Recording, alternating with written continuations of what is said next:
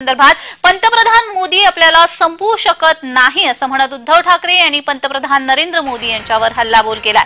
तर शिंदेंचं बंड म्हणजे आईशी गद्दारी असं म्हणत त्यांनी शिंदेंवर देखील टीका केली आहे। सामनाचे कार्यकारी संपादक तथा शिवबाठाचे मुख्य प्रवक्ते खासदार संजय राऊत यांनी उद्धव ठाकरे यांची मुलाखत घेतली होती। या मुलाखतीमध्ये उद्धव ठाकरेंनी शिवसेना, मुख्यमंत्री एकनाथ शिंदे, भाजपा आणि पंतप्रधान मोदी यांच्यावर हल्लाबोल केलाय।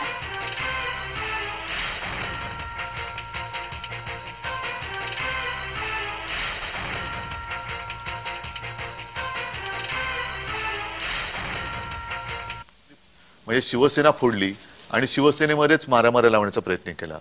राष्ट्रवादी फोडली म्हणजे कुटुंब फोडतायत, कुटुंबात कलह लावतायत, पक्षामध्ये भांडणं लावतायत। हे तर सगळं कौरवांचंच काम आहे ना। ही कौरव नीती जी आहे ती कौरव नीती शेवटी हारणार आहे। कारण कौरव त्यावेळेला 100 होते, पांडव 5च होते। होय, पण 5 पांडवांनी 100 कौरवांवरती मात केली होती। कारण पांडव हे सत्यासाठी आणि धर्माच्या बाजूने लढत होते। म्हणून स्वतः श्रीकृष्ण सुद्धा हा पांडवांच्या बाजूला होता। हे युद्ध आपण जिंकताय नक्कीच।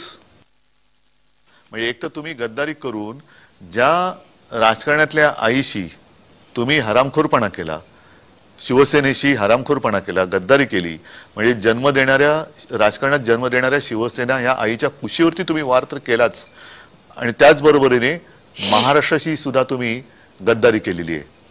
आणि ही गद्दारी ही महाराष्ट्रात नाही चालणार।